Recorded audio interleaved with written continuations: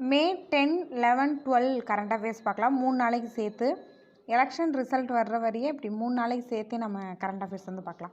First news என்ன அப்படின்னா, நிலவில் இருந்து படம் அனுப்பிய பாகிஸ்தான் செயற்கைக்கோள். செயற்கைக்கோள் மட்டும்தான் பாகிஸ்தான். அதை விண்ணிற்கு அனுப்பிய நாடுன்னு பார்த்தீங்க அப்படின்னா அது சைனா. நிலவில் ஆய்வு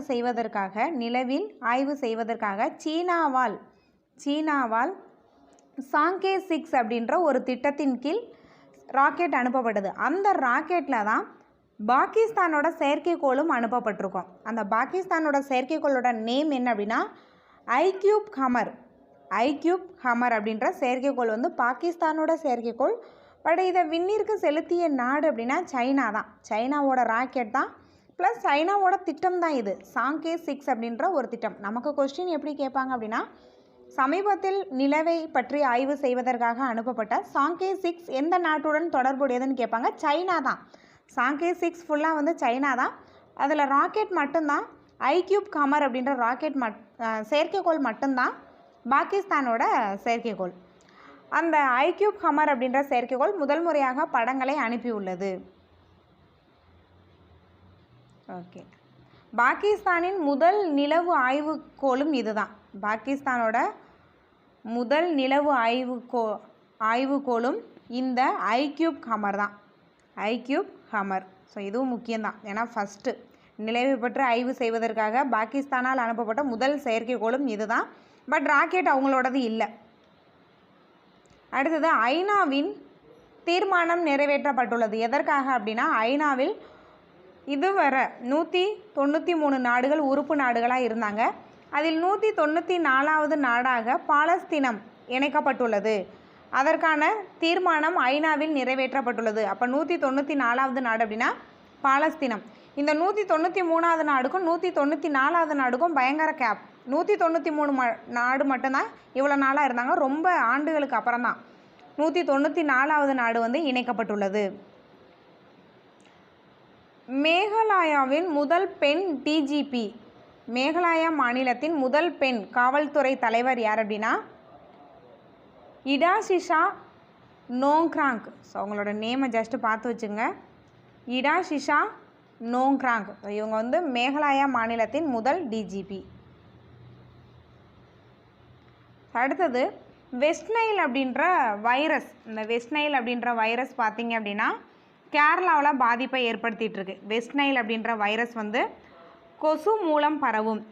என்ன கொசு அப்படின்னா கியூலெக்ஸ் கொசு மூலம் பரவும் ஒரு வைரஸ் தான் வெஸ்ட் நைல் அப்படின்ற ஒரு வைரஸ். இது சமீபத்தில் பார்த்திங்க அப்படின்னா கேரளாவில் பாதிப்பை ஏற்படுத்துகிறது. 1937ஆம் ஆண்டு உகாண்டா நாட்டில் வெஸ்ட் நைல் அப்படின்ற மாவட்டத்தில் கண்டுபிடிக்கப்பட்டிருக்கோம். 1937 உகாண்டா நாட்டில் உள்ள வெஸ்ட் நைல் அப்படின்ற மாவட்டத்தில் இந்த வைரஸ் கண்டுபிடிக்கப்பட்டதுனால வைரஸோட நேமே என்ன தான், வெஸ்ட் நைல் வைரஸ் தான். ஓகேவா? ஸோ இது வந்து பார்த்திங்க அப்படின்னா எதன் மூலம் பரவுது அப்படின்றது ரொம்ப முக்கியம். கொசு அப்படின்றத விட கியூலெக்ஸ் கொசு, பெண் அனாபிலஸ் கொசு, அது எல்லாமே நம்ம படிச்சிருப்போம். அதே போல் இதுவும் பார்த்திங்க அப்படின்னா கியூலெக்ஸ் கொசு. அடுத்தது அம்பேத்கர் முன்னோடி திட்டம். இது ஒரு சிறந்த ஒரு திட்டம். அம்பேத்கர் தமிழகத்தில் செயல்படுத்துகிற ஒரு திட்டம். அம்பேத்கர் தொழில் முன்னோடி திட்டம். ஸோ இந்த திட்டத்தின் கீழ் யாரெல்லாம் பயனடைவாங்க அப்படின்னா ஆதி திராவிடர் மற்றும் பழங்குடியினர் தான். ஆதி திராவிடர் மற்றும் பழங்குடியினருக்கான தொழில் முனைவோரை ஊக்குவிக்கும் வகையிலான ஒரு திட்டம்.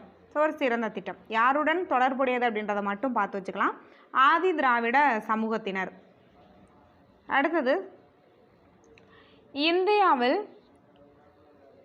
இந்தியாவில் ஹிந்து மதத்தவர் மற்றும் முஸ்லிம் மதத்தவரின் எண்ணிக்கை பற்றி பிரதமரின் பொருளாதார ஆலோசனை குழு அறிக்கை சமர்ப்பித்திருக்காங்க, ஆய்வு. ஸோ அவங்களோட ரிப்போர்ட் அப்படின்னா அது வந்து சென்ட்ரல் கவர்மெண்ட்டோட ஒரு ரிப்போர்ட் தான். பிரதமரின் பொருளாதார ஆலோசனை குழு என்ன ரிப்போர்ட் சப்மிட் பண்ணியிருக்காங்க அப்படின்னா 1950 to 25 வரையிலான காலகட்டத்தில் ஹிந்துக்களின் எண்ணிக்கை சரிவை ஏற்படுத்தியுள்ளது. ஹிந்துக்களோட எண்ணிக்கை குறைந்துள்ளது. 7.82% வரை ஹிந்துக்களின் எண்ணிக்கை. இந்தியா ஒரு ஹிந்துக்கள் நிறைந்த நாடுகளோட எண்ணிக்கை குறைஞ்சிருக்கு இப்போது. அதே நேரத்தில் முஸ்லீம்களோட எண்ணிக்கை வந்து அதிகரிச்சிருக்கு. முஸ்லீம்களின் எண்ணிக்கை வந்து அதிகரிச்சிருக்கு. ஓகே, இது பார்த்தோம் அப்படின்னா நாட்டின் மக்கள் தொகையில் பெரும்பான்மையினரான ஹிந்துக்களின் எண்ணிக்கை கடந்த 1950 டு 25 காலகட்டத்தில் 84.68% இருந்து, இதை தெரிஞ்சு வச்சுக்கோங்க, இதை கேட்குறதுக்கான வாய்ப்புகள் இருக்குது, கூற்றுல கொடுத்து கேட்பாங்க. 84.68% இருந்து 78.06% ஹிந்துக்களின் எண்ணிக்கை குறைந்துள்ளது. ஸோ எவ்வளோ பர்சன்டேஜ் குறைஞ்சிருக்கு அப்படின்னா 7.82% குறைந்துள்ளது. ஸோ 84.68% இருந்து 78.06% ஹிந்துக்களின் எண்ணிக்கை குறைந்துள்ளது. அதே நேரத்தில் பார்த்தீங்க அப்படின்னா 1950 டு 2015 1950 டு 2015 முஸ்லீம்களின் எண்ணிக்கை 9.84% இருந்து 14.09% அதிகரித்துள்ளது. 9.84% இருந்த முஸ்லீம்களின் எண்ணிக்கை 2015ஆம் ஆண்டில் 14.09% அதிகரித்துள்ளது. ஓகே, அடுத்தது பத்மபூஷன் விருது தமிழகத்தில் ஒரே ஒரு நபருக்கு தான் வழங்கப்பட்டுள்ளது, விஜயகாந்த் அவர்களுக்கு. ஸோ பத்மபூஷன் விருது இதில் முக்கியமான ஒன்றுனா, பத்மபூஷன் விருது நம்ம தமிழகத்தோட முன்னாள் ஆளுநர், தமிழகத்தின் மறைந்த நீதிபதியும் தமிழக முன்னாள் ஆளுநருமான பாத்திமா பீவிக்கும் பத்மபூஷன் தான். ஸோ இது ஏன் முக்கியம் அப்படின்னா, அவங்க சமீபத்தில் தான் இறந்துருக்காங்க, அதனால் இது கொஞ்சம் முக்கியமான ஒன்று. பத்மபூஷன் தமிழகத்தில் ஒரே ஒரு நபர் தான். அதே போல் பத்மபூஷன் பெற்ற பாத்திமா பீவி நமக்கு ரொம்ப ரொம்ப முக்கியம். என்ன காரணம் அப்படின்னா, அவங்க சமீபத்தில் தான் இறந்துருக்காங்க, ப்ளஸ் தமிழகத்தோட முன்னாள் ஆளுநர். ஸோ இதே நேரத்தில் பாரத ரத்னா விருது 5 நபர்களுக்கு வழங்கப்பட்டுள்ளது. அதில் நம்ம தமிழகத்தை சேர்ந்தவங்க யார் அப்படின்னா MS சுவாமிநாதன் அவர்கள். அடுத்தது பத்ம விபூஷன் பெற்றதுலேயும் தமிழகத்தை சேர்ந்தவங்க 2 பேர். தமிழகத்தை சேர்ந்தவங்க பத்ம விபூஷனே மொத்தம் 5 பேருக்கு தான் வழங்கப்பட்டிருக்கோம்.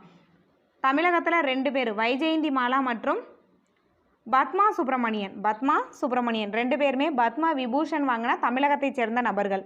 அடுத்தது 30 பெண்கள், மொத்தம் இதில் விருது வாங்கினதில் மொத்தம் 30 பெண்கள். வெளிநாட்டவர் பார்த்திங்க அப்படின்னா வெளிநாடு வாழ் இந்தியர் மற்றும் வெளிநாடு வாழ் தமிழர்கள் அப்படின்னு பார்த்திங்கன்னா 8 நபர்கள். வெளிநாடு வாழ் இந்தியர்கள், இந்திய வம்சாவளி அப்படின்னா 8 நபர்களுக்கு பத்ம விருதுகள் வழங்கப்பட்டுள்ளது. தமிழகத்தை சேர்ந்த 7 பேர் தான், தமிழகத்தை சேர்ந்தவங்க 7 பேர் தான். அதில் பத்ம விபூஷன் 2 பேருக்கு, பத்மபூஷன் 1 நபர், அடுத்தது பத்மஸ்ரீ.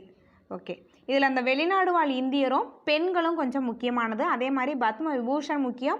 பத்மபூஷனில் விஜயகாந்த் அவர்கள் நம்ம எல்லாருக்குமே தெரியும். பத்மபூஷனில் இந்த பாத்திமா பீவி நம்ம தமிழகத்தோட முன்னாள் ஆளுநர், அவங்க கொஞ்சம் முக்கியமான ஒருத்தவங்க தான். விஜயகாந்த் அவர்களை நம்ம எல்லாருக்குமே தெரியும், அதனால் அது கேட்டாங்க அப்படின்னா நம்ம எல்லாரும் போட்டலாம். பத்ம விபூஷன், இது பத்மபூஷன் வாங்கினதில் பாத்திமா பீவி அவர்களை நல்லா ஞாபகம் வச்சுக்கணும். தமிழகத்தோட முன்னாள் ஆளுநர் மற்றும் நீதிபதி.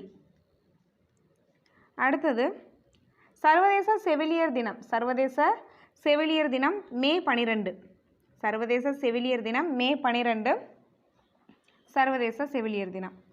அடுத்தது லாஸ்ட்டாக ஒரு ஸ்போர்ட்ஸ் நியூஸ் என்ன அப்படின்னா, நெதர்லாந்தில் நடைபெற்ற தடகள போட்டியில் இந்திய ஓட்டப்பந்தய வீராங்கனை ஜோதி யாராஷி தங்கப்பதக்கம் வென்றுள்ளார். நெதர்லாந்தில் நடைபெற்ற தடகள போட்டியில் இந்திய ஓட்டப்பந்தய வீராங்கனை ஜோதி யாராஷி தங்கப்பதக்கம் வென்றுள்ளார்.